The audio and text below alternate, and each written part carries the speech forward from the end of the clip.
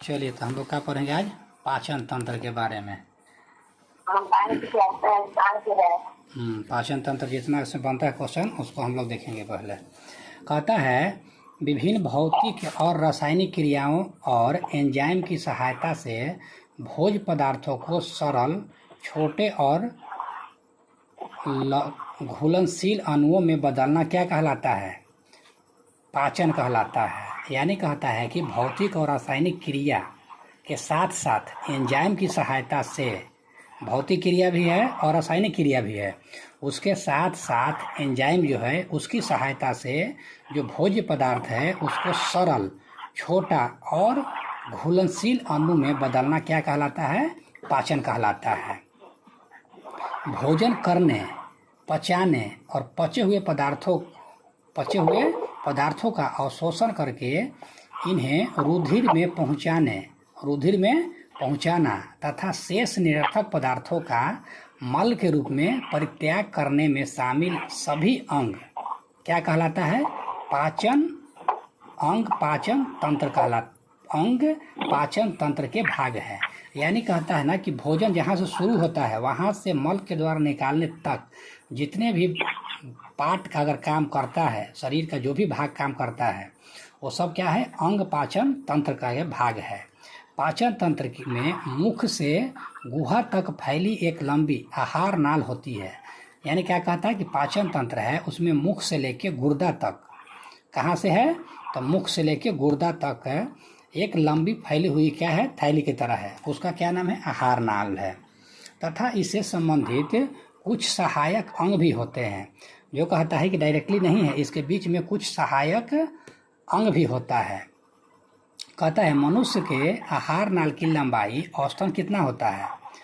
तो मनुष्य के आहार नाल की जो औसतन लंबाई बताया गया है वो बताया गया है 8 से 10 मीटर तक बताया गया। हाँ, 8 से 10 मीटर तक बताया गया है। उसके बाद कहा मुख ग्रासनी, गुहिका, ग्रास नली, आमाशय तथा आंत आहार नाल के प्रमुख भाग है। तो ये क्वेश्चन आ सकता है कि इनमें से कौन जो है आहार नाल के भाग नहीं है? समझे? तो ये क्या है? मुख, ग्रासनी, गुहिका जो है, गुहिका ये भी क्या है? आहार नाल के भाग है। ग्रासनी भी क्या है? आहार नाल के भाग है। आमाशय भी क्या है? जिसको क्या बोलते हैं? स्टोमेक जो बोला जाता है, पेट। ये भी ध्यान रखना, स्टोमेक जो बोला जाता है, आमाशय जो है वो पेट को ही कहा जाता है। और आंत भी क्या है? आहार नाल का भाग है। आगे बढ़ते हैं। आगे कहता है कि लार का स्रावन लार ग्रंथि द्वारा होता है। लार का स्रावन जो होता है किससे होता है? तो लार एक ग्रंथि होता है, उस ग्रंथि से लार क्या होता है? स्रावित होता है। और यह क्या होता है? हल्की अम्लीय होता है।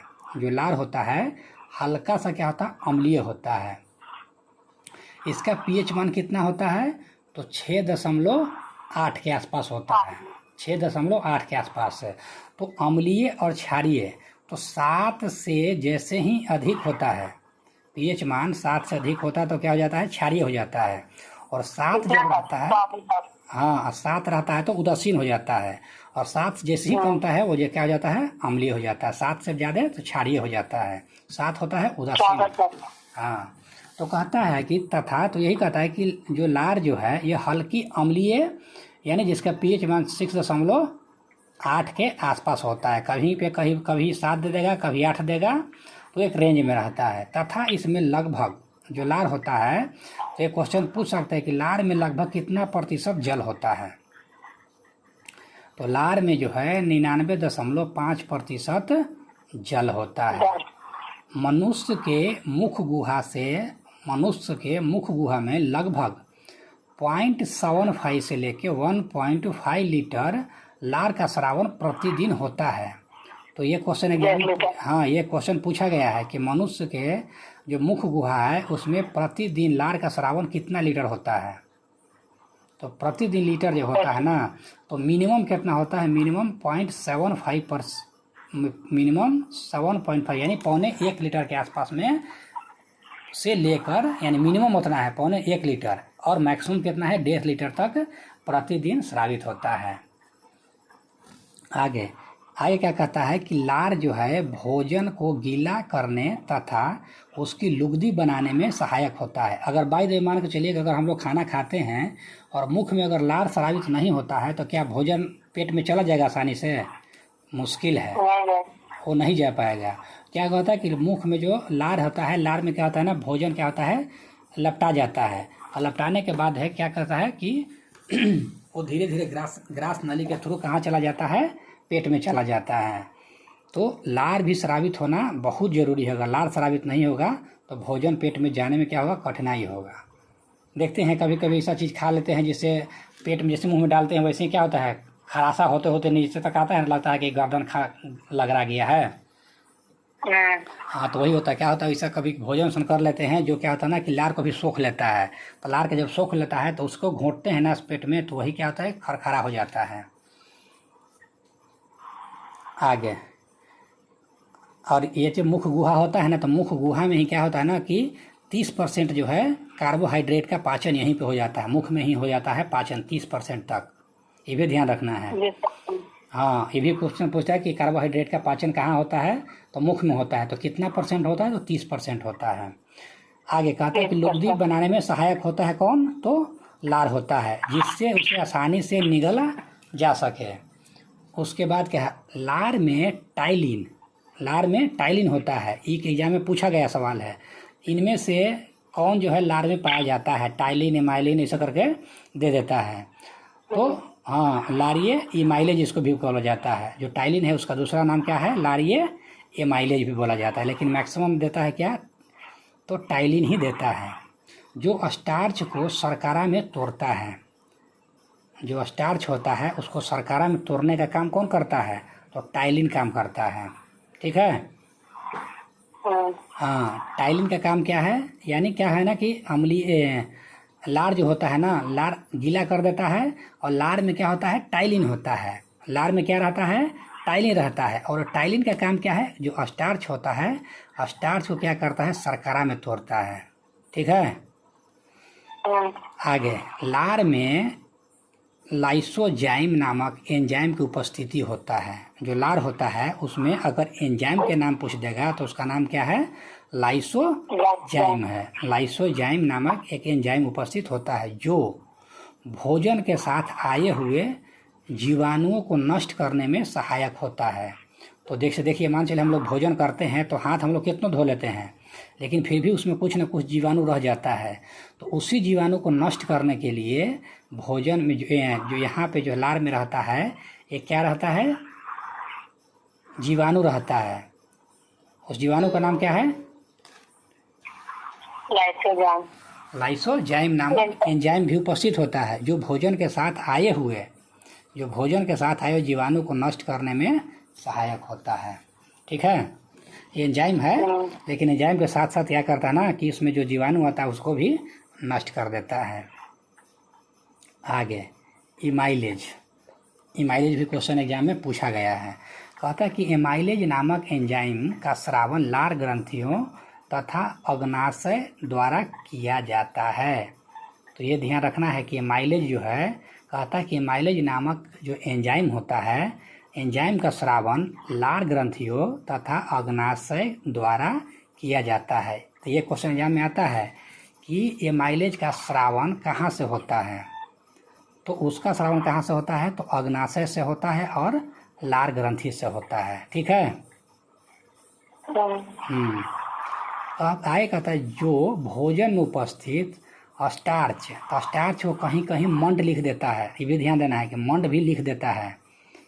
तो कभी कभी क्या करता है कि जो भोजन में उपस्थित स्टार्च को जल अपघटन द्वारा माल्टोज में परिवर्तित करता है, जो बाद में ग्लूकोज अणु में टूट जाता है। और ग्लूकोज अणु में टूटता है तो फिर वहाँ से हम लोग का क्या मिलता है?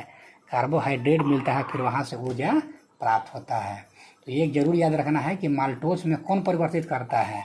तो भोजन में उपस्थित स्टार्च को जल अपघटन द्वारा, तो कौन सा क्रिया है? तो जल अपघटन के द्वारा माल्टोज में परिवर्तित करता है। तो यही हम लोग को ध्यान रखना है कि जो इमाइलेज होता है ना, जो इमाइलेज होता है वो कहाँ से स्रावित होता है? तो अग्नाशय और लार ग्रंथि में से स्रावित होता है। और उसके बाद कहता है कि ये क्या करता है कि भोजन में उपस्थित जो स्टार्च आता है ना, उस स्टार्च को क्या करता है कि जल अपघटन के द्वारा मतलब कहने का मतलब जल की उपस्थिति में जल अपघटन के द्वारा माल्टोज में परिवर्तित कर देता है।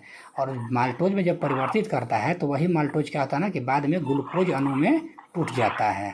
ठीक है। उसके बाद अब आते हैं यकृत, जिसको हम लोग क्या बोलते हैं, लीवर बोलते हैं। तो कहते हैं मानव शरीर की सबसे बड़ी ग्रंथि है, मानव शरीर के सबसे बड़ी ग्रंथि कौन है, यकृत है। ये क्या है, ग्रंथि दिया है, समझे। ऐसे अगर अंग देगा ना तो क्या हो जाएगा, क्या क्या, हाँ तो ये भी ध्यान देना है। ग्रंथि देगा तो थायराइड होगा, थायराइड ग्रंथि हो जाएगा। तो ये ध्यान देना है कि क्या है। हाँ तो वही जो भी कहे, लेकिन ऐसी जो है वर्ड पर ध्यान देना है। तो कहते हैं मानव शरीर की सबसे बड़ी ग्रंथि कौन हो जाएगा, तो लीवर हो जाएगा। यह उदर गुहा में तंतुपट्ट अर्थात डायफ्राम के ठीक नीचे, कहाँ रहता है, डायफ्राम जो होता है ना उसके जस्ट नीचे रहता है। और ये क्या है कि अंत्रियोनी अर्थात मिसेंटी से संयुक्त गहरे लाल भूरे रंग का होता है। कैसा रहता है, तो गहरे भूरे रंग का लाल रंग का होता है, लाल भूरे रंग का होता है। माने पूरा गहरा जो है ना, गहरा लाल जो होता है ना वो होता है गहरे भूरे रंग का। कौन होता है, यकृत का कलर है। इसका भार लगभग 1.5 किलोमीटर होता है। किसका, यकृत का। तो यकृत का वजन अभी तक तो पूछा नहीं है, लेकिन उसका कलर पूछ सकता है कि उसका कलर कैसा होता है। तो लाल भूरे रंग का होता है। यह अनेक क्रियाओं का संपादन करता है। कौन, लीवर। लीवर क्या है, बहुत से क्रियाओं को संपादन करता है। इसकी मुख्य क्रियाएं क्या है, पीत का उत्पादन करना, पीत का उत्पादन करना। तो पीत कहाँ उत्पादित होता है, लीवर में। क्या, पीत का उत्पादन कहाँ होता है, यकृत में नहीं होता है, जमा होता है पित्ताशय में। हाँ तो लीवर जो है, लीवर में क्या होता है, पीत का उत्पादन होता है और जाके कहाँ जमा होता है, तो पित्ताशय में जमा हो जाता है। आगे ग्लाइकोजेनेसिस जो है क्रिया द्वारा ग्लूकोज का ग्लाइकोजन में परिवर्तित कौन करता है, यकृत करता है ग्लाइकोजन परिवर्तन। और रक्त प्लाज्मा, रक्त के में जो प्लाज्मा होता है, रक्त के प्लाज्मा को प्रोटीन का उत्पादन, रक्त के प्लाज्मा के कुछ प्रोटीन का उत्पादन करना, रक्त में अमीनो अम्ल का नियमन, विषाक्त अमोनिया की यूरिया में परिवर्तित करना अर्थात यूरिया का संश्लेषण आदि किसका काम है, तो यकृत का काम है। तो यकृत के 2-3 काम है, जरूर ध्यान रखना है। पीत का निर्माण करना है, यूरिया का संश्लेषण करना है। हाँ ज़्यादा नहीं, ये 2-3 रहना। क्या याद रखना है कि पीत का निर्माण करना है, यूरिया का संश्लेषण करना है, और प्रोटीन जो है ना प्लाज्मा, रक्त में रक्त प्लाज्मा के कुछ प्रोटीन का उत्पादन करना, बस। आगे अब बढ़ते हैं पीत, जिसको बोला जाता है बीली। कहता है पीत जो होता है ना, इसका रंग, ये पीत का कलर पूछता है एग्जाम में, ये पीत का कलर कैसा होता है, तो पीले हरे या गहरे हरे नीले रंग का क्षारीय होता है। पीत कैसा होता है, क्षारीय होता है।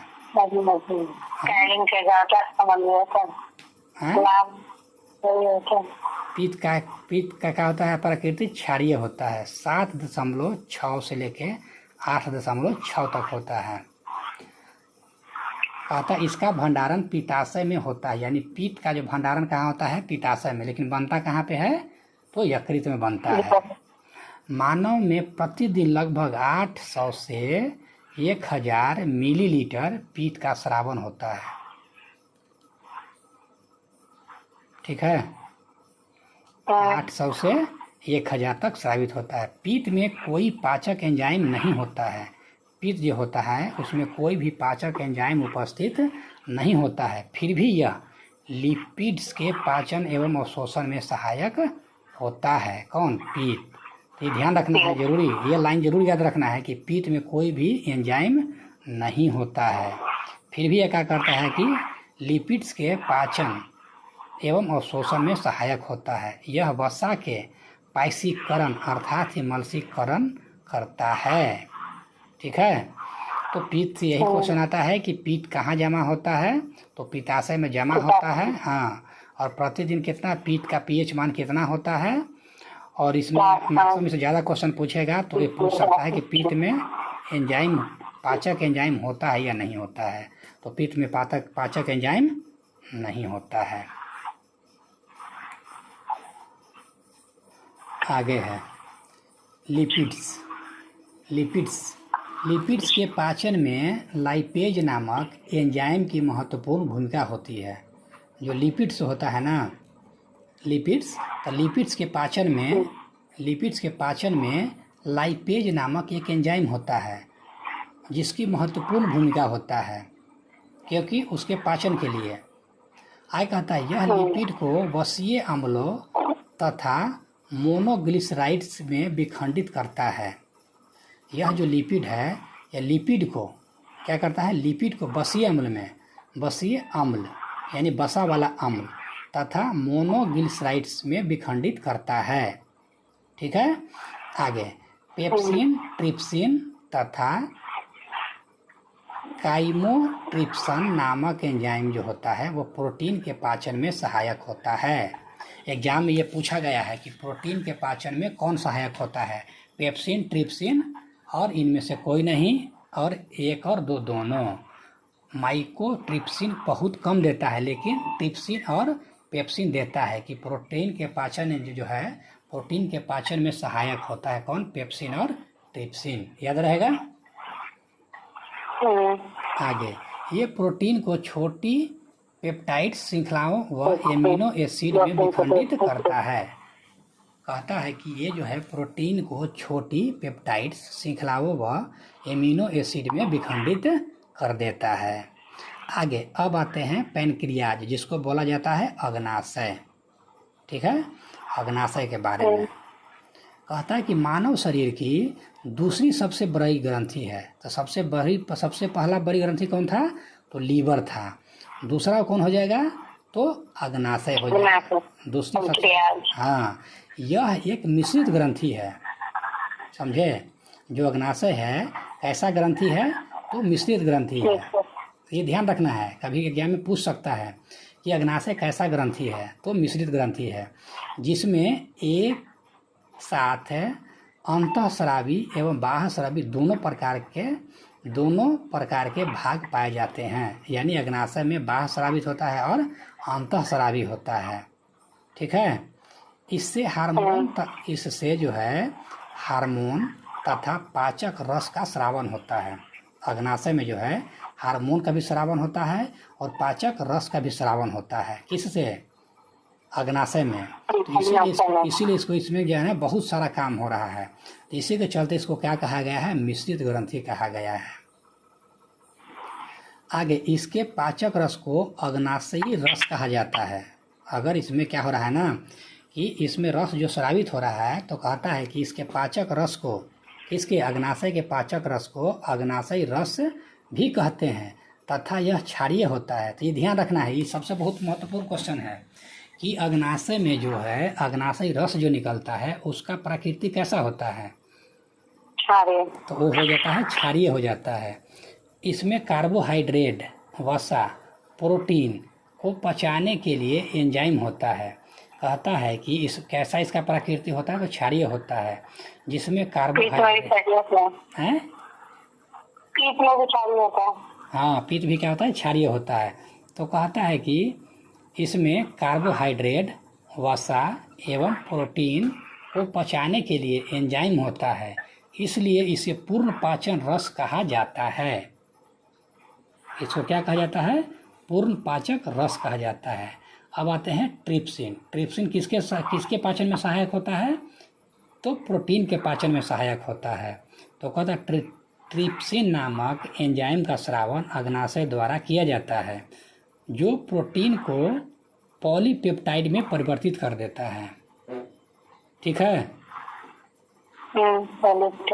हाँ, तो जो ट्रिप्सिन होता है प्रोटीन को पॉलीपेप्टाइड में क्या कर देता है, परिवर्तित कर देता है। यही क्या है ना, ट्रिप्सिन जो है ना प्रोटीन के पाचन में सहायक होता है ना, तो प्रोटीन के पाचन में जब सहायक होता है तब भोजन जब आता है तो क्या करता है, तो प्रोटीन को पॉलीपेप्टाइड में परिवर्तित कर देता है। एग्जाम में पूछा गया क्वेश्चन है कि प्रोटीन जो है ट्रिप्सिन जो है प्रोटीन को किस में परिवर्तित करता है, तो प्रोटीन को पॉलीपेप्टाइड में परिवर्तित करता है। आगे कहते हैं कि जो कि पॉलीपेप्टाइड में परिवर्तित कर देता है। आगे है मानव शरीर में क्षुद्रांश या छोटी आंत को क्या बोला जाता है, क्षुद्रांत भी बोला जाता है। तो कहीं क्षुद्रांत दे देगा तो कंफ्यूज नहीं होना है। मानव शरीर में क्षुद्रांत दिया गया, क्षुद्रांत या इंग्लिश में क्या बोला जाता है, इंग्लिश में कुछ बोला जाता है, इंग्लिश में दोस्तों कुछ बोला जाता है, ध्यान में नहीं आ रहा, उसका आएगा तो बताएंगे उसको क्या बोला जाता है।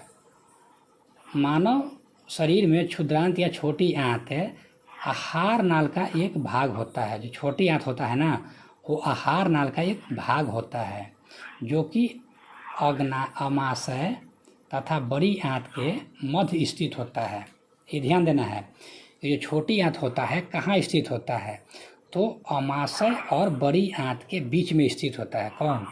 छोटी आंत। याद रहेगा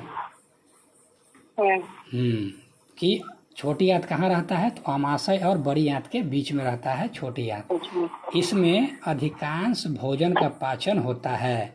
तो भोजन का पाचन कहाँ पे कंप्लीट होता है, तो छोटी आंत में ही होता है। तथा पचे भोजन का अवशोषण किया जाता है। तो जो भोजन पच जाता है उसका भी अवशोषण कहाँ होता है, तो छोटी आंत में ही होता है। उसके बाद कहता है कि यह जो है ग्रहणी, मध्यांत्र या शेषांत्र में विभेदित होता है। क्या होता है? ग्रहणी, मध्यांत्र और शेषांत्र में विभेदित होता है, जिसकी लंबाई क्रमशः 25 सेंटीमीटर ग्रसनी का, 2.5 मीटर मध्यांत्र का और 3.5 मीटर किसका होता है, शेषांत्र का होता है। छोटी आंत अत्यधिक कुंडलित नलिका होती है। जो छोटी आंत होता है ना, अधिक कुंडली का मतलब कैसे कहें हम, पाइप देखे हैं ना, प्लास्टिक का पाइप उसे मराता है, तो वैसे ही होता है ना, बहुत सारा घुरमुर करके होता है, कुंडलित की तरह होता है, जिसकी वयस्क में कुल लंबाई, जो वयस्क मनुष्य है ना उसमें छिद्र है, फिगर है ना, हाँ ये है नहीं, उसे माने एक एग्जाम्पल के तौर पे से ध्यान रहता है। हाँ, तो कहता है कि इसकी लंबाई जो है 6 मीटर से लेके 7.6 मीटर तक इसकी लंबाई होता है। किसका? छोटी आंत के। मनुष्य की बड़ी आंत क्रमशः सीकम, कोलोन और मलाशय में विभाजित होता है। तो जो मनुष्य के जो बड़ी आंत होता है उसके 3 भाग यानी 3 भागों में विभाजित किया गया है। एक का नाम क्या है? सीकम, दूसरा का नाम क्या है? कोलन, और तीसरा का नाम क्या है? मलाशय। एग्जाम में पूछा गया है कि कोलन किसका भाग है, सीकम किसका भाग है। हाँ, एक एग्जाम में पूछा गया है। मलाशय का नहीं दिया है, लेकिन सीकम और कोलन का दिया गया है। इस सीकम किसका भाग है और कोलन किसका भाग है, तो बड़ी आंत का ये भाग है। मानव शरीर में स्थित पुच्छ या कृमि रूप परिशेषिका की लंबाई 8 से 10 सेंटीमीटर होती है, जो कि एक अवशेषी अंग है। कैसा अंग है? तो अवशेषी अंग है। इसका आकार छोटे कृमि की तरह होता है। छोटा कृमि, गोल कृमि, फीता कृमि होता है ना, तो जो छोटे आकार का जो कृमि होता है उसके आकार का कौन होता है? कृमि रूप परिशेषिका। तथा कहता है कि बड़ी आंत जो होता है उसको क्या बोला जाता है? वृत्तांत जो होता है से सीकम द्वारा जुड़ा होता है। ठीक है। आगे एंजाइम मूलतः प्रोटीन होता है। जो एंजाइम होता है ना, तो एंजाइम मूलतः क्या होता है? तो एंजाइम मूलतः प्रोटीन होता है, जो बायो उत्प्रेरक के रूप में जैव रासायनिक क्रियाओं को उत्प्रेरित या उनकी गति बढ़ाने का कार्य करता है। जैव क्रिया में यह विशेष प्रकार के एंजाइम एक विशेष कार्य को संपादित करता है। ये उसी प्रकार कार्य करता है जिस प्रकार एक ताले को खोलने के लिए विशेष चाबी होती है। समझे? आगे कहता है लाइमेज नामक एंजाइम ग्लूकोज को क्या करता है, एथेनॉल में परिवर्तित कर देता है। जो इमाइलेज होता है ना, ये एग्जाम में आया हुआ है। इमाइलेज नामक एंजाइम जो होता है ग्लूकोज को किस में परिवर्तित करता है, तो एथेनॉल में परिवर्तित कर देता है। ये एग्जाम में पूछा हुआ क्वेश्चन है। जो जाइमेज जो होता है, जाइमेज नामक एंजाइम जो होता है ग्लूकोज को इथेनॉल में परिवर्तित कर देता है। अब हम लोग इसका ऑब्जेक्टिव देखेंगे, इसमें ऑब्जेक्टिव में क्या क्या क्वेश्चन है। इसमें देखिए फिगर में सब बताया हुआ है, वसा का इंग्लिशीकरण और भंडारण कहाँ होता है। डायफ्राम ऊपर दे दिया, जो ऊपर वाला भाग डायफ्राम होता है, ये अमाशय होता है। अमाशय बीच में जो है, अमाशय छोटी आंत दिया गया है ना, बड़ी आंत और डायफ्राम अमाशय के बीच में दिया गया छोटी आंत, और गुदा जो दिया है ना मल त्याग का सबसे नीचे दिया गया है। और लेफ्ट साइड में क्या दिया गया है, अप्रेंडिक्स दिया गया है। उसके बाद इधर इधर पीठ दिया गया है ना, पित्ताशय वसा का इमल्सीकरण करता है और पीठ का भंडारण करता है। कौन? पित्ताशय। यकृत का क्या काम दिया गया है, तो पीठ का उत्पादन करना है यकृत का, और ग्लाइकोजेनेसिस है, और यूरिया का संश्लेषण काम है। ये किसका काम है? यकृत का। और अग्नाशय का काम क्या है? अग्नाशय और अग्नाशयी रस है। उसके बाद क्या किसका दिया है? अमाशय। अमाशय का काम है HCl और पेप्सिन एंजाइम और प्रोटीन का पाचन करना, यही इसका अमाशय का काम है। और छोटी आंत का क्या काम है? कार्बोहाइड्रेट का पाचन करना, वसा का पाचन करना। ऐसे कार्बोहाइड्रेट का पाचन 30% कहाँ होता है? मुख में होता है, और बाकी बचा हुआ जो कहाँ पे हो जाता है? छोटी आंत में होता है। वसा का पाचन कहाँ पे होता है? तो छोटी आंत में होता है। प्रोटीन का पाचन भी कहाँ होता है? छोटी आंत में होता है। पचे हुए पोषक पदार्थों का अवशोषण कहाँ होता है? तो छोटी आंत में होता है। जो जितने भी भोजन जो पच जाता है, तो पचने के बाद उसमें से जितना जो पौष्टिक पदार्थ होता है उसको अवशोषित करना होता है। तो अवशोषित करने के लिए क्या करता है कि छोटी आंत से अवशोषित करता है। और अवशोषित करता है कहाँ से? तो छोटी आंत से। बड़ी आंत से अवशोषित नहीं करता है, क्योंकि भोजन का पूर्ण रूप से पाचन कहाँ होता है? छोटी आंत में। तो वहीं से उसका अवशोषण होता है। बड़ी आंत का क्या काम है? जल का अवशोषण करना। बड़ी आंत में किसका है? जल का अवशोषण करना, तो बड़ी आंत का काम है। ओके। आगे अब क्वेश्चन की तरफ बढ़ते हैं। मानव शरीर में पाचन का अधिकांश भाग किस अंग में संपन्न होता है? अब टकाटक आंसर बताइए। छोटी आंत में भोजन का सबसे ज़्यादा पाचन कहाँ पे होता है? तो छोटी आंत में होता है। करवाहट के लिए मानव जीभ का संवेदनशील क्षेत्र कौन सा होता है? करवाहट के लिए पीछे का भाग, जो पीछे वाला जो भाग होता है वो किसके लिए होता है? करवाहट के लिए होता है। कहता है जीभ का जो पीछे जो जीभ का अग्र जो होता है, यानी आगे वाला, वो मीठा बताता है। पश्च माने पीछे वाला भाग कड़वा बताता है। असर मतलब किनारे वाला जो है खट्टा बताता है। अग्र छोर यानी आगे का जो छोर जो है ना, एवं किनारे का नमकीन स्वादों का अनुभव कराता है। ठीक है। आगे जो होता है उसका छोर, और साइड का जो है ना, किनारे का जो छोर होता है वो किसका? नमकीन का बताता है। हम लोग का लगता है कि कैसे जीभ पता चलता है ना, जीभ में जो है ना पतरा छोटा छोटा छिद्र रहता है, और एक दूसरे से तार की तरह दिखाई देता है। वही तार के थ्रू जो है ना, देखिएगा जीभ कभी क्या होगा ना, जब फरेगा ना उस समय लाल दिखेगा। ऐसे आपको पता नहीं चलेगा नॉर्मल जीभ में, लेकिन जब जीभ फरेगा ना तो उस समय ऐनक में देखिएगा लाल दिखेगा, और पतला लाइन की तरह कहीं भी देखते हैं ना कि जीभ के अगर पीछे भी ठेकाते हैं तो स्वाद तीखा पता चल जाता है। तो उसमें इतना संवेदनशील होता है ना कि जैसे ही ठेकता है ना, वो कहाँ जो तिताहट वाला या करवाहट वाला है ना, वहाँ पे जल्दी पहुँच जाता है, और हमको पता चलता है कि मिठाई कैसा है? तीखा है। आगे, मनुष्य की मुख्य गुहा में निम्न में से किसका पाचन आरंभ होता है?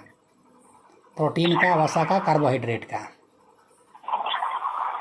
कार्बोहाइड्रेट का। हाँ, अब जल्दी बताइएगा, आप देरी नहीं करिए, आप तो पूरा डिस्कस कर दिए ना। आगे, लार में से किसके लार जो है निम्न में से किसके पाचक में सहयोगी होता है? लार जो है स्टार्च के पाचन में सहायक होता है। स्टार्च मतलब मंड। हाँ, स्टार्च मतलब मंड। आगे, निम्नलिखित में से कौन सा लार की सहायक से पच जाता है? निम्न में से कौन जो है लार की सहायता से पच जाता है? तो लार की सहायता से कौन पचता है? स्टार्च पचता है। लार में उपस्थित एमाइलेज एंजाइम स्टार्च को शर्करा में तोड़कर इसके पाचन में सहायक होता है। अगला क्वेश्चन है, स्टार्च को जल अपघटन से ग्लूकोज बनाने वाला एंजाइम कौन सा है? एमाइलेज। स्टार्च को जल अपघटन से ग्लूकोज बनाने वाला एंजाइम क्या है? तो इमाइलेज है। आगे ये बताना है, मानव शरीर में यकृत वसा के पाचन में महत्वपूर्ण भूमिका निभाता है।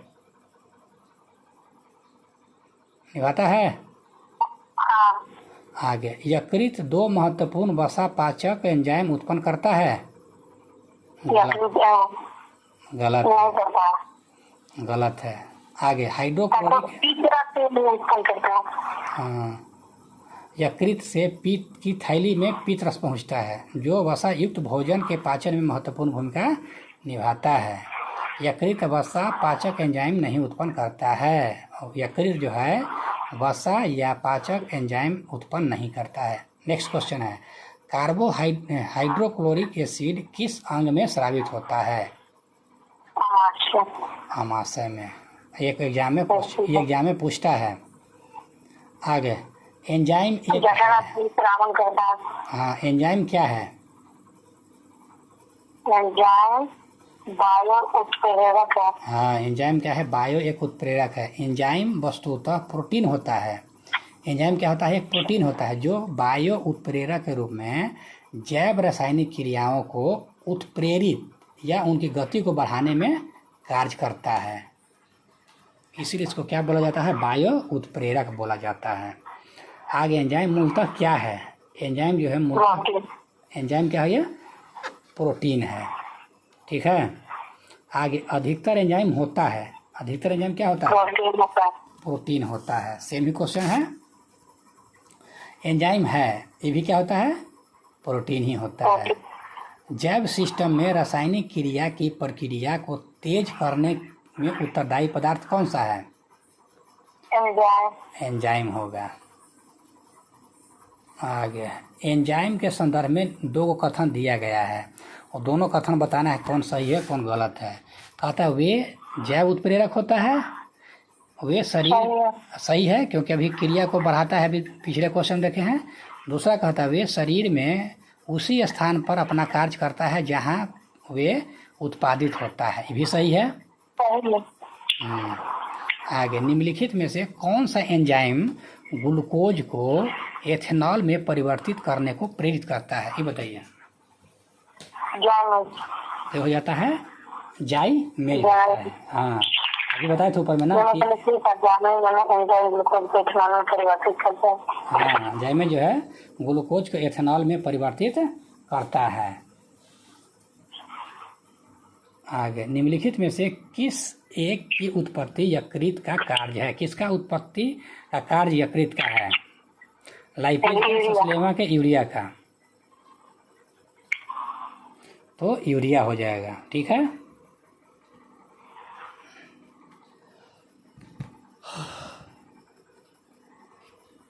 लिपिड का पाचन निम्नलिखित में से कुछ की उपस्थिति में होता है।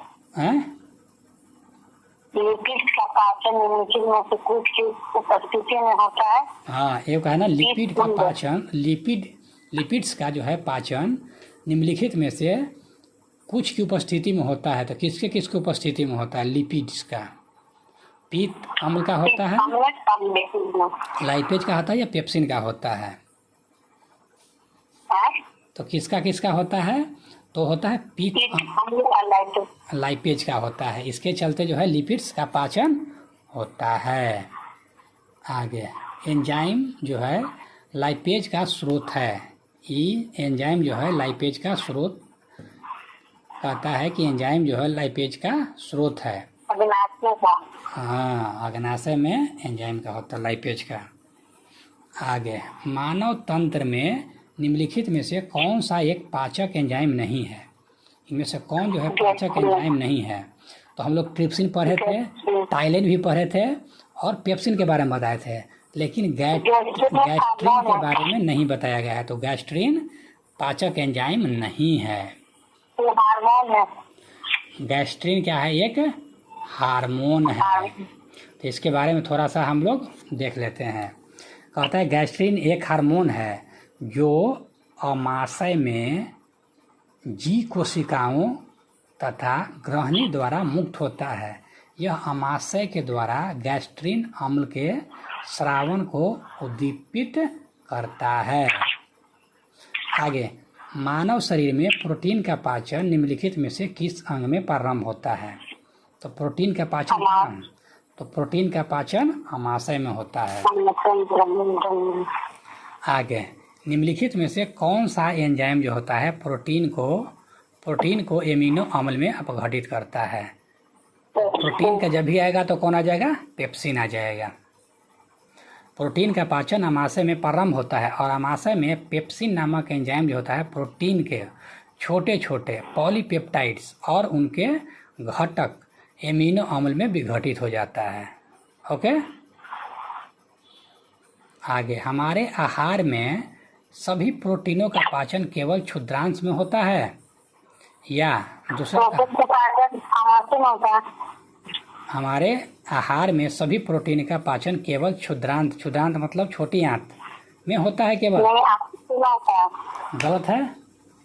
दूसरा, अमाशय से प्रोटीन का पाचन करने वाली एंजाइम को क्षुद्रांश में छोड़ा जाता है। ये थोड़ा सा उसमें छोड़ा जाता है। काहे कि वहाँ जाने के बाद क्षुद्रांश में क्या होता है ना, अवशोषित होता है। आगे आता, प्रोटीनों के पाचन में सहायक एंजाइम है। जो प्रोटीन है उसके पाचन में सहायक एंजाइम कौन सा है? तो प्रोटीन में जब भी रहेगा तो ट्रिप्सिन रहेगा और पेप्सिन रहेगा। पेप्सिन तो इसमें है नहीं तो ट्रिप्सिन हो जाएगा। आगे, कौन से परिवर्तन में एंजाइम ट्रिप्सिन उत्प्रेरक का कार्य करता है? तो प्रोटीन को एमिनो अम्ल में प्रोटीन को एमिनो अम्ल में परिवर्तित करने के लिए ट्रिप्सिन का प्रयोग किया जाता है या ट्रिप्सिन कार्य करता है। नेक्स्ट क्वेश्चन है, मानव शरीर में पुच्छ कौन सी संरचना से संलग्न होता है? मानव शरीर में पुच्छ जो है कौन सी संरचना से संलग्न होता है?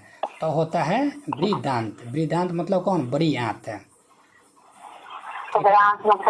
हाँ, बड़ी आंत होता है। आगे कहता है, मानव शरीर में क्षुद्रांत मतलब छोटी आंत से तीन संरचनात्मक भागों की लंबाई का कौन सा सही क्रम है? जो छोटी आंत है उसके 3 भाग है, उस तीनों भाग का क्या करना है? क्रम वाइज सजाना है। तो सबसे पहले कौन हो जाएगा? शेषांत हो जाएगा। हाँ। आगे क्वेश्चन है, कहता है कि मानव शरीर सेलुलोज के पाचन में असक्षम है।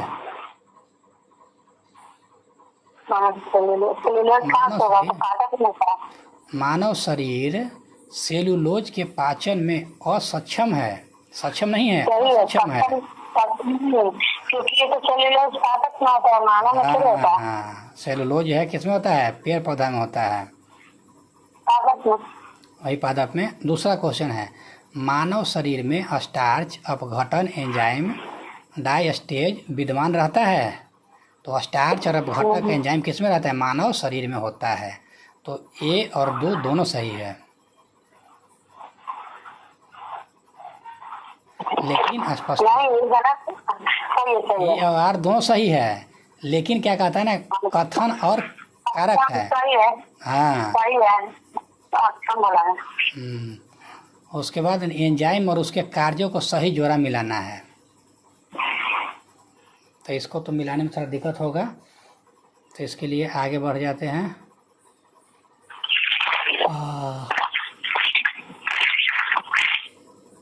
यहाँ बताइएगा। अच्छा, इसको भी मिला ही लीजिए। बी सही है ना, बाकी गलत है, ये को सही है।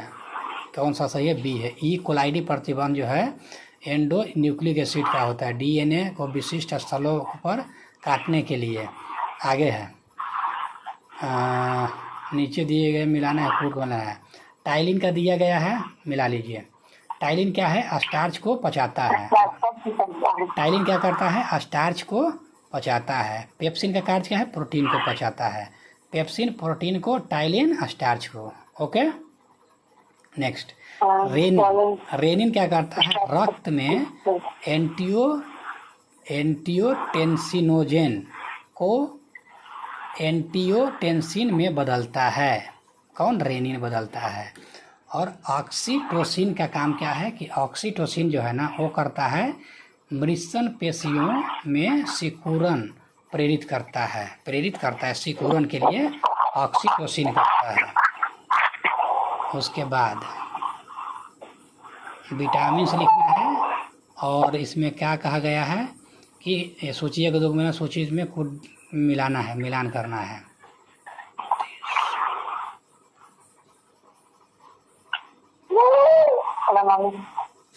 विटामिन में कैरोटीन, एंजाइम में पेप्सिन, हार्मोन में टेस्टोस्टेरोन और प्रोटीन कैरोटीन होता है। उसके बाद कार्बोहाइड्रेट के हेलो, हाँ मिलाइए।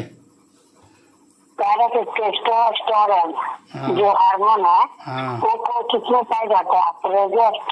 एस्ट्रोजन है, उसको किसमें पाया जाता है? और ये ध्यान में नहीं है। अब जो मिला रहता है ना कि हार्मोन टेस्टोस्टेरोन, प्रोजेस्टेरोन, ये दोनों किसमें पाया जाता है? ध्यान में नहीं आ रहा है कहाँ पाया जाता है। प्रोस्टेजोन प्रोजेस्टेरोन फीमेल में होता है और मेल में होता है टेस्टोस्टेरोन। सही है। आगे कार्बोहाइड्रेट के अपघटनोपरांत अंतिम रूप से क्या बनता है? जब कार्बोहाइड्रेट का अपघटन हो जाता है तो अंतिम रूप से क्या बनता है?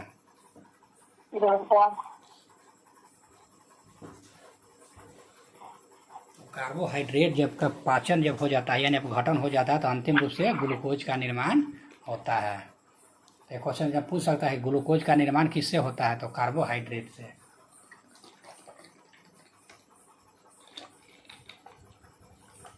आगे शरीर में अतिरिक्त ग्लूकोज ग्लाइकोजन में परिवर्तित होकर भंडारित रहता है। कहता है शरीर में अतिरिक्त ग्लूकोज ग्लाइकोजन में परिवर्तित होकर, ग्लूकोज जो है ग्लाइकोजन में परिवर्तित होकर भंडारित रहता है। कहाँ रहता है? यकृत में रहता है। हाँ, यकृत में रहता है। ग्लूकोज जो है ना ग्लाइकोजन के रूप में परिवर्तित होकर आता है, ये भी ध्यान रखना है कि ग्लूकोज जो है ग्लाइकोजन के रूप में परिवर्तित होकर यकृत में भंडारित रहता है। और जब ग्लूकोज की मात्रा कमता है ना तो फिर यही यकृत से क्या होता है, ग्लूकोज में परिवर्तित होकर शरीर में क्या होता है, स्रावित हो जाता है। आगे है क्वेश्चन, यकृत एवं मांसपेशियों में ऊर्जा जमा होती है। तो यकृत और मांसपेशी बोल रहा है, तो यकृत और मांसपेशियों में ऊर्जा का पाचन, ऊर्जा कहाँ जमा होती है, किस रूप में रहता है पूछ रहा है। यकृत एवं मांसपेशियों में ऊर्जा जमा रहती है तो किस रूप में रहता है, तो यकृत और मांसपेशी में जब पूछ देगा तो ये रहेगा ग्लाइकोजन के रूप में। कहता है शरीर की कोशिका को कार्य करने के लिए ऊर्जा की आवश्यकता होती है। यह ऊर्जा शुगर, वसा, प्रोटीन की रासायनिक क्रियाओं से परिवर्तित होती है। शुगर शरीर में ग्लूकोज में परिवर्तित हो जाता है जो एक सरल शर्करा है। यह अवशोषित होकर रक्त से विभिन्न अंगों ऊतकों में पहुंच जाती है और यकृत जो है मांसपेशियों में मुख्यतः ग्लूकोज और ऊर्जा ग्लाइकोजन के रूप में जमा रहता है। आगे 10 दिनों से अधिक तक उपवास करने पर लीवर पर क्या प्रभाव पड़ता है?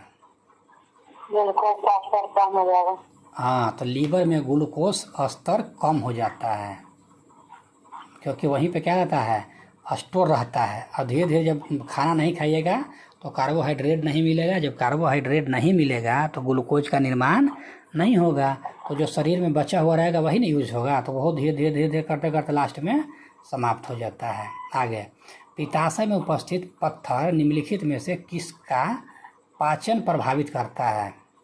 अगर पित्त में जो पथरी हो जाता है ना, तो किसके पाचन में प्रभावित करता है? तो वसा के पाचन जब होता है तो उसको प्रभावित करता है। जो वसा वाला आएगा ना, उसको पाचन नहीं करता। इसलिए देखते हैं ना कि जब पथरी होता है तो डॉक्टर क्या बोलता है कि वसा, ये तेल वाला खाना नहीं खाइएगा, तेल युक्त खाना नहीं खाइएगा, कहता है ना।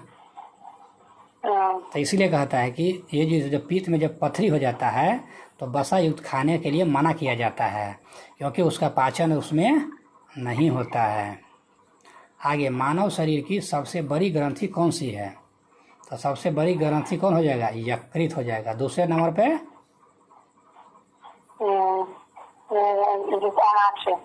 अमाशय हो जाएगा। आगे, मानव शरीर में सबसे बड़ी ग्रंथि, ये तो हो गया, यकृत हो गया। निम्नलिखित निम्न अंगों में से पित्त का संचय किसमें होता है? पित्त का संचय कहाँ होता है? पित्ताशय में। शरीर के किस भाग में पित्त का निर्माण होता है? तो निर्माण होता है यकृत में। ठीक है। आगे, यह मानव शरीर की दूसरी सबसे बड़ी ग्रंथि कौन है? यकृत है। यह मानव शरीर की दूसरी सबसे बड़ी ग्रंथि कौन है? अग्नाशय है, अमाशय नहीं है, अग्नाशय है। दूसरी सबसे बड़ी, हाँ, पैनक्रियाज है। अग्नाशय, अग्नाशय नहीं बोलते अभी, अग्नाशय होता है, दूसरी होता है। उसके बाद इसका रस जो है ना, एक विशेष प्रकार की कोशिकाओं से स्रावित होता है तथा क्षारीय होता है, और इसके रस को पूर्णतः पाचन रस कहा जाता है। ये सब क्या है? अग्नाशय से संबंधित है। आगे ये क्वेश्चन, HCl मतलब होता है ना, हाइड्रोक्लोरिक अम्ल की मौजूदगी की अनुक्रिया के रूप में ग्रहणी से सेक्रेटिन उत्पन्न होती है। क्या यह सही है? तो यह सही है। वसीय अम्लों की मौजूदगी की अनुक्रिया के रूप में क्षुद्रांश मतलब छोटी आंत से एंट्रोगेट्रोस्टोन उत्पन्न होता है। ये भी सही है। तो इसमें इतना ही क्वेश्चन था, तो इसके लिए इतना ही इनफ है।